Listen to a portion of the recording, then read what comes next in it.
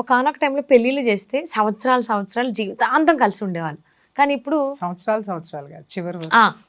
చివరి వరకు జీవితాంతం అన్న అందుకే Yes. జీవితాంతం కలిసి ఉండేవాళ్ళు. ఇప్పుడా పెళ్ళయ్యి ఒక నెల అయ్యేలోపు అయ్యిందంటే డివోర్స్ అయిపోయింది, డివోర్స్ ఫైల్ చేస్తున్నాం, ఇలాంటివి వినాల్సి వస్తుంది. అటు అబ్బాయి చెప్తున్నాడు నెగిటివ్ అమ్మాయి వైపు, అమ్మాయి కూడా చెప్తుంది అబ్బాయి వైపు. అంటే పేరెంట్స్ది ఎక్కువ మిస్టేక్ ఉంది అని చెప్పేసి చాలా మంది అంటున్నారు. సో ముఖ్యంగా అమ్మాయి పేరెంట్స్ లేదంటే అబ్బాయి పేరెంట్స్ కానీ ఎలాంటి జాగ్రత్తలు తీసుకోవాలి ఇలాంటివి జరగకుండా ఉండాలంటే? యాక్చువల్గా సౌజన్య, ఈ ఇష్యూస్ మనం ఇంతకు ముందు చాలా సార్లు మాట్లాడడం జరిగింది. నేను కొన్ని వేల ఎపిసోడ్స్ మాట్లాడాను. కానీ ఎంత మాట్లాడినా కూడా person to person, case to case చాలా డిఫరెంట్ గా కనిపిస్తా ఉన్నాయి. ఏదో కొత్త పుట్టుకొస్తుంది. ఎగ్జాక్ట్లీ అదే అనుభూతాను. ఏదో ఒకటి కొత్త పుట్టుకొస్తుంటే నాకు ఎప్పటికప్పుడు దీన్ని నేను క్లీన్ చేసుకోవడం అయిపోతా ఉంది అనమాట. ఇప్పుడు ఇల్లు ఊడ్చుకొచ్చేవాటే చెత్త వేస్తానే ఉన్నారు, మళ్ళీ ఊడవలసి వస్తుంది అంటే ఎప్పటికప్పుడు ఊడ్చుకుంటూ పోవాల్సిందే. అంటే ఎప్పటికప్పుడు ఈ పర్సన్ టు పర్సన్ ఏదైనా సరే ఆ అంశాన్ని బయట పెడితే ఆ అంశం వాళ్ళ జీవితంలోకి రాకుండా ఈ పేరెంట్స్ చూసుకుంటారు, ఈ పిల్లలు ప్రిపేర్ అవుతారు అనేటటువంటి ఉద్దేశంతో నేను ఎప్పటికప్పుడు ఇంత లాంగ్ టర్మ్ నేను ఈ ఇష్యూస్ మీద మాట్లాడి సక్సెస్ అవడానికి కారణం అది. ఇక్కడ ఏం జరుగుతుందంటే మీరు అడిగినట్టు ఈ మధ్యకాలంలో కొత్తగా కేసులు వింటున్నాను సౌజన్య. నాకు నవ్వాలా లేకపోతే ఏం చేయాలో అర్థం కావట్లా. పెళ్ళిళ్ళు చేస్తున్నారు, సంబంధాలు కుదుర్చుకుంటున్నారు, అబ్బాయి కుటుంబం బాగానే ఉంటుంది. అంటే ముఖ్యంగా ఫస్ట్ అమ్మాయిల్లో నేను గమనించింది, నాకు నిజంగా నవ్వు తెప్పించింది, జాలి కూడా వేసింది ఒక విధంగా. అబ్బాయి ఎంత సంపాదిస్తున్నాడు, అబ్బాయి అమెరికాలో ఉన్నాడా, ఆస్ట్రేలియాలో ఉన్నాడా, లేదా ఇక్కడే ఉంటే ఎన్ని కార్లు ఉన్నాయి, ఎన్ని బంగ్లాలు ఉన్నాయి, చూసుకోవచ్చు, తప్పలేదమ్మా. ఎందుకు అనంటే ఎప్పుడైనా సరే ఒక ఫైనాన్షియల్ సెక్యూరిటీ అనేది మనకి మించినటువంటి ఫైనాన్షియల్ సెక్యూరిటీలోనే మనం చూసుకుంటాం. అది ఎట్టి పరిస్థితుల్లో తప్పే కాదు.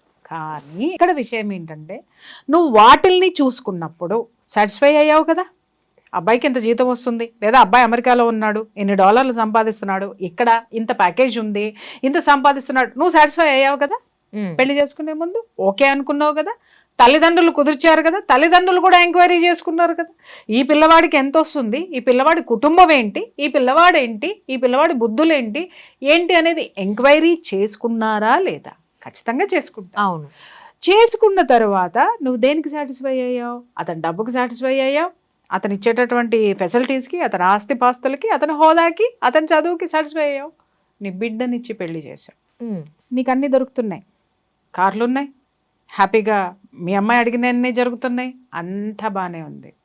విషయం వచ్చింది ఎక్కడ చిక్కు అనంటే అమ్మాయికి కావాల్సిన అన్నీ దొరుకుతున్నాయి కానీ అబ్బాయికి కావాల్సింది ఏది దొరకట్లేదు. అవును, చాలా గమ్మత్తైనటువంటి విషయాలు. నిజంగా ఐ వాజ్ సర్ప్రైజ్డ్. ఒక్కొక్క రోజు కొన్ని కేసులు వింటుంటే నేను సర్ప్రైజ్ అని ఎందుకు అన్నాను అనంటే, అంటే ఇంత దరిద్రంగా కూడా ఆడపిల్లలు ఆలోచించి వాళ్ళ జీవితాలు నాశనం చేసుకుంటున్నారా అనేటటువంటి ఆలోచన వచ్చింది నాకు. చేతులారా పాడు చేసుకుంటున్నారు. ఇక్కడ ముఖ్యంగా ఏంటి అనంటే పెళ్ళి అయిన తర్వాత చాలా కేసులు విన్నాను. ఈ మధ్య రీసెంట్ గా ఎక్కువ కేసులు విన్నాను కాబట్టి నేను ఈ టాపిక్ తీస్తున్నాను. ఏంటి అని అంటే they are not ready to have a sexual life with husband. అదేంటిది? సో పెళ్ళైన తర్వాత అది ఉంటుందని అందరికీ తెలిసిందే కదా, ఫిజికల్ రిలేషన్ అనేది. ప్రిపేర్ అవ్వలేదు. వాట్? నేను ప్రిపేర్ అవ్వలేదు, వాళ్ళు చాలా క్యాజువల్ గా చెప్తున్నారు. నేను ప్రిపేర్ అవ్వలేదండి. ఏంటి మరి దేనికి ప్రిపేర్ అయ్యొచ్చో? కారులో ఎక్కి తిరగడానికి ప్రిపేర్ అయ్యొచ్చావా? వాడు తెచ్చే డాలర్లు లెక్క పెట్టుకోవడానికి ప్రిపేర్ అయ్యొచ్చావా? లేకపోతే ఆ ఇంట్లో నువ్వు ఎప్పుడు పడితే అప్పుడు లేవడానికి, ఎన్ని గంటలు పడితే అన్ని గంటలు పడుకోవడానికి, నీ ఇష్టం వచ్చినట్టు చేయడానికి ప్రిపేర్ అయ్యొచ్చావా? నేను ఆడపిల్లలందరినీ అనటం లేదమ్మా, ఇలా జీవితాలని కాల్చుకునేటటువంటి ఆడపిల్లల్ని కాలుతుంటే సమర్థించేటటువంటి కట్టె పుల్లలాగా దోసేటటువంటి పేరెంట్స్కి చెప్తున్నాను నేను ఈ విషయం. ఇక్కడ నేను ప్రిపేర్ అవ్వలేదు, నాకు ఇంట్రెస్ట్ లేదు, నేను ప్రిపేర్ అవ్వాలి. ఏం ప్రిపేర్ అవుతావు? ఈ అమ్మకి పెళ్లి చేసుకునేటప్పటికే 25 దాటుతాయి. అవును. ఒక ఆడదై పుట్టిన తర్వాత పెళ్ళి అంటే ఏంటి అని తెలుసుకోవడానికి ఒక సర్టన్ ఏజ్ అయితే వస్తుందిగా. టీనేజ్ వచ్చిన తర్వాత ఈ శరీరం ఎందుకు ఉంది, దానికి ఒక తోడు కావాలని అనిపిస్తుంది కదా. హార్మోన్స్ ఎప్పుడైతే మన బాడీలో ప్రొడ్యూస్ అవుతాయో అప్పటి నుంచి అపోజిట్ సెక్స్ మీద ఒక విధమైనటువంటి అట్రాక్షన్ ఏర్పడుతుంది అనేటటువంటి సృష్టి రహస్యం ఈ అమ్మలకి తెలియదా అని అడుగుతున్నాను నేను.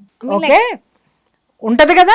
అవును. ఆ తెలిసినటువంటిది నువ్వు పెళ్లి అనేటటువంటి తతంగంలో ఏముంటదమ్మా? పెళ్లి మగాడు ఎందుకు చేసుకుంటాడు? రెండే విషయాలు.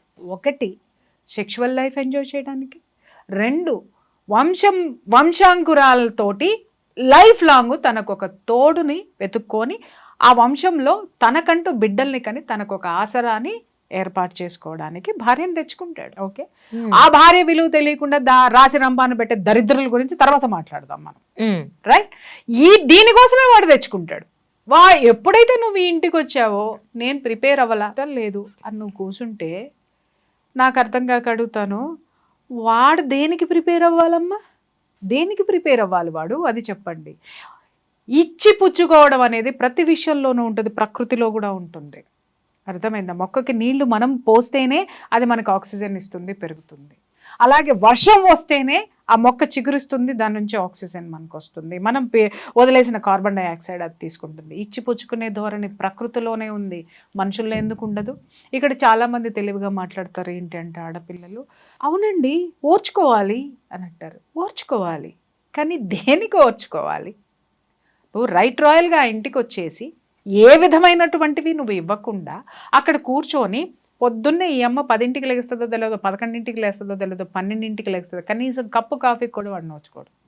సరే వాడు తిప్పలేదో వాడు పడుతున్నాడు, సరే నేను చేసుకున్నాను కదా ఈ అమ్మాయి తెలుసుకుంటుందిలే అని చెప్పేసి అని కాఫీ దగ్గర నుంచి వంట దగ్గర నుంచి అన్ని వాడే చేసుకునేటటువంటి ప్రయత్నాలు జరిగిన తర్వాత కూడా, లేచిన తర్వాత కూడా, వండింది తినడానికి కూడా వంకలు పెట్టి స్విగ్గీ ఆర్డర్లో ఇంకోటో తెచ్చి మళ్ళీ ఈడి జేబుకే బొక్క. ఏం ఎంజాయ్ చేస్తున్నావు నువ్వు? వాడితో కారుల్లో మళ్ళీ సాయంత్రం అయ్యేసరికి బయటికి తీసుకెళ్ళాలి. బయటికి తీసుకెళ్ళి లైఫ్లో అన్న తిప్పుకు రావాలి, ఏది కావాలంటే అది తినిపించాలి, లైఫ్ ఎంజాయ్ చేయాలి, బయటికి తీసుకెళ్ళాలి. ఈ మధ్య పేరెంట్స్ కూడా ఇది ఎక్కువ మాట్లాడుతున్నారు. అవును, ఎక్కడికి తీసుకెళ్ళడండి అని.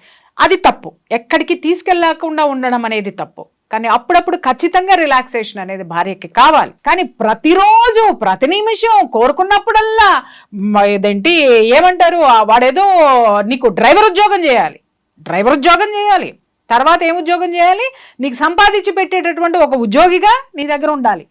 ఆ తర్వాత ఏముండాలి, నీకు బాడీ గార్డ్ కింద వాడు ఉండాలి. తర్వాత ఏముండాలి, లైఫ్లో నువ్వు ఎప్పుడు పడేస్తావా ఒక జీవితం అనేటటువంటి ఎదురు చూసేటటువంటి ఒక దాన్ని ఏమంటారు, ఒక పెట్టు డాగ్ మాదిరి నీ దగ్గర ఇట్లా కూర్చొని ఎదురు చూస్తూ ఉండాలా?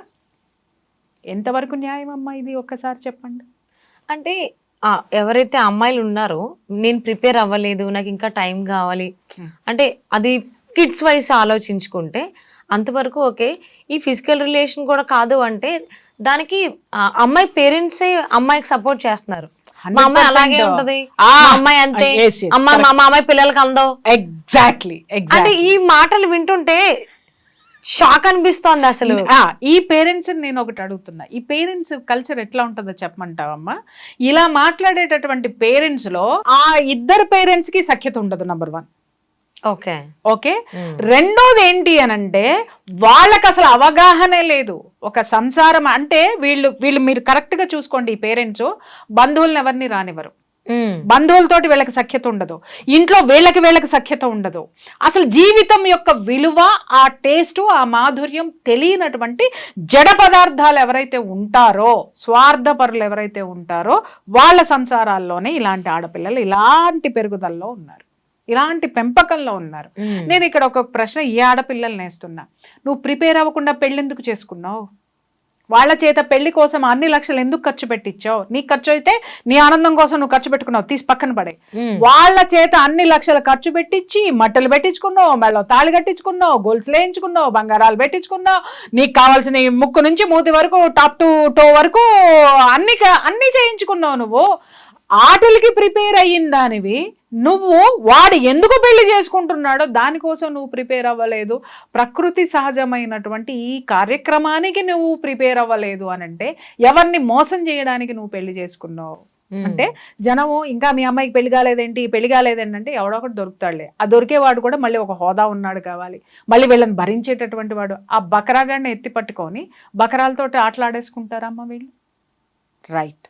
ఇక్కడ నువ్వు అన్నట్టు పేరెంట్స్ చిత్రంగా నా దగ్గరికి వచ్చిన కేసులు కూడా నేను అడిగాను, ఏంటండి అని. మా అమ్మాయికి కొంచెం టైం పడుతుందండి, టైం ఇవ్వండి అంటే 2 నెలలు అయిపోయా, 3 నెలలు అయిపోయా, 6 నెలలు అయిపోయా, ఇంకెంత టైం కావాలరా నీకు? ఎంత టైం కావాలి? ఈ 6 నెలలు వాడు మాత్రం ఖర్చు పెట్టుకుంటూ పోవాలి అంటే వాడిచ్చిన కమిట్మెంట్ వాడు మాత్రం ఫుల్ఫిల్ చేయాలి.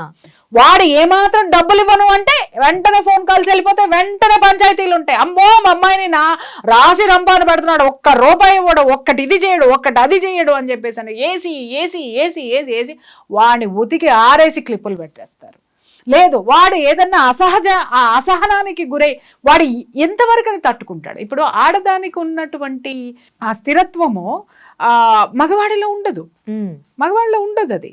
కాబట్టి ఏంటి అని అంటే ఎప్పుడు కూడా ఇదివరకు కాపురాలన్నీ ఎందుకు బాగుండేవి అంటేనమ్మా, భర్త కి సంబంధించినటువంటి సైకాలజీ ఏంటనేది భార్య బాగా చదివేది, రైట్? ఆ చదివి అతనికి అనుగుణంగా నడుచుకునేది. అలాగే అనుగుణంగా నడుచుకున్నటువంటి భార్య యొక్క గుణాన్ని కూడా భర్త గుర్తించేటటువంటి వాడు. ఒక చోట చెడిపోయినా ఇంకొక చోట సర్దుకుని పోయేవాళ్ళు. అలా కాపురాలు నిలబడినాయి. ఇప్పుడు ఇక్కడ ఏమవుతుందంటే, మా అమ్మాయికి టైం కావాలండి, మా అమ్మాయికి కొంచెం టైం కావాలంటే టైం తీసుకొని పెళ్లి చేయాల్సింది కదా నువ్వు. నీ కూతురు ముందు, నేను ఇక్కడ చెప్తున్నాను కదా, తల్లిదండ్రులందరికీ చెప్తున్నా, మగపిల్ల వాళ్ళకు కూడా చెప్తున్నాను, మీరు సంబంధాల కోసం వెళ్ళినప్పుడు ఆడపిల్లల్ని అడగండి.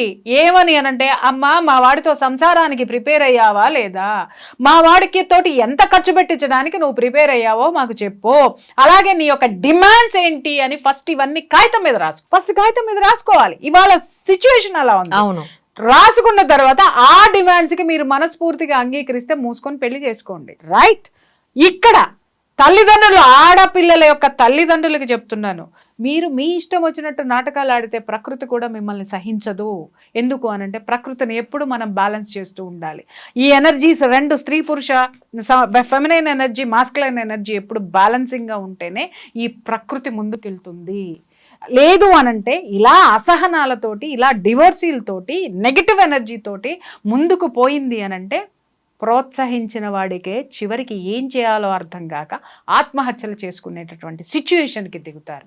ఆడపిల్లలకు కూడా నేను చెప్తున్నాను, మీరు మొత్తం వాడితో సంసారం చేయడానికి, పిల్లల్ని కనడానికి ఒక వ్యవస్థ అమ్మా. వివాహం అనేటటువంటి వ్యవస్థలో ఉండేదేంటి, కుటుంబ వ్యవస్థలో ఖచ్చితంగా నీ బాధ్యతలు నువ్వు నిర్వర్తించాలి, ఖచ్చితంగా నిర్వర్తించాలి. రోజు కాఫీలు ఇవ్వక్కర్లా, కనీసం నీకు వెసులుబాటు ఉన్నప్పుడైనా నీ కుటుంబాన్ని నువ్వు పట్టించుకోవాలి.